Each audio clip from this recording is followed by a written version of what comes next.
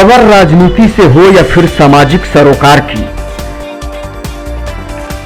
घटना दुर्घटना हो या फिर भ्रष्टाचार का मामला, जनता के मुद्दे और कानून व्यवस्था से जुड़ी हर खबर, गांव से लेकर शहर तक देखिए सच्ची खबर, पक्की खबर सिर्फ बक्सर खबर पर, क्योंकि हम हैं दर्शकों और पाठकों की पहली पसंद।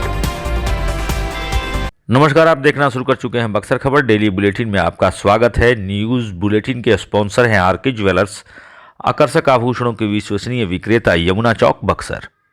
खबरें विस्तार से के प्रायोजक हैं Allen Solly, PP road, church market, Buxar. नगर परिषद चुनाव के लिए नाम वापसी करने की तिथि शनिवार को समाप्त हो गई है। पिछले 3 दिनों में 2 उम्मीदवारों ने नाम वापस लिए हैं, जिसमें प्रतिमा चौधरी मलाह टोली और रजिया खातून पीपी रोड शामिल हैं। इन 2 के मैदान से हट जाने के बाद अब मुख्य पार्षद पद के लिए कुल 15 दावेदार मैदान में शेष रह गए हैं। यह जानकारी धीरेन्द्र कुमार मिश्रा, निर्वाची अधिकारी, नगर परिषद ने दी।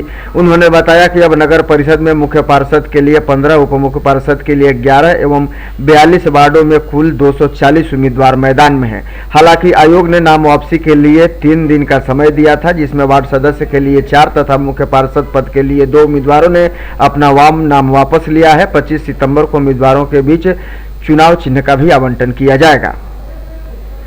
शनिवार को डुमरांव अनुमंडल क्षेत्र के कुरान सराय स्थित +2 उच्च विद्यालय में छात्रों ने जमकर हंगामा किया। छात्रों का आरोप था कि उनसे 9th और 10th में एडमिशन के नाम पर बिना रसीद के अवैध वसूली की जा रही है। ऐसे में छात्रों के गंभीर आरोप के बाद विद्यालय प्रबंधक कमेटी पर कई सवाल खड़े हो गए। हालांकि हंगामा की सूचना मिलने पर कुरान सराय थानाध्यक्ष जुनैद आलम मौके पर पहुंचे और छात्रों को समझा बुझाकर मामले को शांत कराया। मामले में प्रधानाध्यापक राम बच्चन सिंह ने बताया है कि छात्रों से किसी तरह की कोई अवैध वसूली नहीं की जा रही है। उन्होंने कहा कि सरकार के नियमावली के अनुसार प्रत्येक वर्ष एडमिशन के दौरान छात्र कोर्स के लिए चार्ज लगते हैं, जिसका बकाया रजिस्टर मेंटेन होता है। वहीं इस बार रसीद नहीं होने की वजह से छात्रों को रसीद नहीं दी जा रही है, जिसको लेकर के छात्र आक्रोशित हैं। ऐसी कोई बात नहीं है। तेज गति से आ रही कार ने मानिकपुर नहर पुल के समीप वृद्ध महिला को टक्कर मार दी। घायल वृद्ध महिला तितरी देवी पति बहादुर मेस्तर को स्थानीय लोग अस्पताल ले गए, लेकिन तब तक उनकी मौत हो चुकी थी। सूचना के अनुसार मृतक महिला धनसोई थाना के मानिकपुर गांव की रहने वाली बताई जाती है। सुबह घर से बाहर टहलने गई थी, तभी नहर मोड़ के पास यह दुर्घटना हो गई। इससे आक्रोशित लोगों ने मानिकपुर जाहला मार्ग को जाम कर दिया। 2 घंटे तक मार्ग ठप रहा। सूचना मिलने पर पहुंचे धनसोई के थानाध्यक्ष कमल नयन पांडे ने लोगों को समझा बुझाकर मामले को शांत कराया।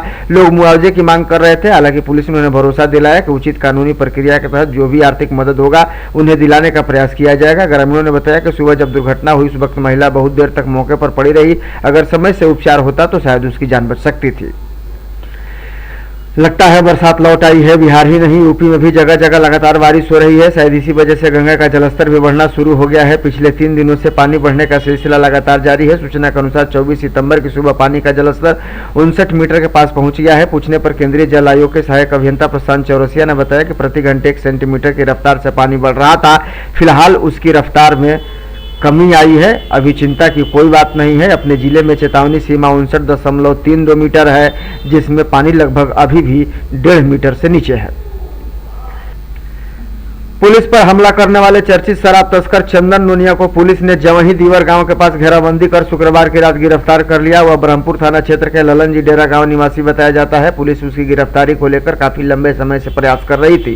पूछताछ के बाद उसे जेल भेज दिया गया है। उसके ऊपर छापेमारी करने गई पुलिस पर वो 2 बार हमला कर चुका था और दोनों बार पुलिस के जवान घायल हो गए थे। थानाध्यक्ष बैजनाथ चौधरी के मुताबिक शराब तस्कर चंदन नोनिया गिरफ्तारी से बचने के लिए लगातार ठिकाने बदल रहा था। यूपी के बलिया में जाने की सूचना मिली थी।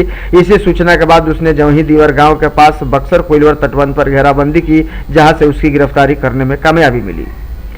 डुमरांव के शिवपुरी कॉलोनी में चोरों ने 2 घरों में चोरी की वारदात को अंजाम दिया है। चोरों ने घरों को निशाना बनाते हुए 50,000 नकदी समेत लाखों रुपए के आभूषण पर हाथ साफ कर दिया है। मोहल्लों के लोगों द्वारा सूचना पाकर पहुंचे किराएदारों ने अज्ञात चोरों के खिलाफ प्राथमिकी दर्ज कराई है। उसके बाद न्याय की गुहार लगाई है। जानकारी के अनुसार कृष्णा ब्रह्म थाना क्षेत्र के चतनवार गांव निवासी रंजू देवी स्थानीय नगर के शिवपुरी कॉलोनी स्थित सुमित्रा कॉलेज के समीप एक किराए के मकान पर रहती थी। पिछले दिनों जरूरी काम से वो अपने गाँव गई थी। इसी बीच मौके का फायदा उठाते हुए चोरों ने वहां 2 घरों में हाथ साफ कर दिया। फिलहाल पुलिस इस पूरे मामले की तफ्तीश कर रही है और जल्द ही मामले के उद्भेदन की बात कह रही है। बक्सर नगर थाना क्षेत्र की रहने वाली एक विवाहिता ने अपने ही देवर पर छेड़खानी और अभद्रता करने का आरोप लगाया है, जिसकी शिकायत उन्होंने जिले के पुलिस अधीक्षक से की है। घटना के दिन पुलिस को जब जानकारी मिली तो पुलिस मौके पर पहुंची, लेकिन आरोपी फरार हो चुका था। पीड़िता के अनुसार उसकी शादी 2013 में हुई थी और उसका पति बाहर रहकर कहीं काम करता है, जबकि उसके देवर की उस पर गंदी नजर है। एक दिन शराब के नशे में धुत होकर वह उसके कमरे में जा पहुंचा और उसे छेड़खानी करने की कोशिश करने लगा। हालांकि शोर शराबा करने के बाद वहां से वो धमकी देते हुए फरार हो गया, जिसके बाद पीड़िता ने इसकी शिकायत अपने मायके में की, जिसके बाद विवाहिता के परिजनों ने पुलिस से इसकी शिकायत की है। फिलहाल पुलिस पूरे मामले की तफ्तीश कर रही है।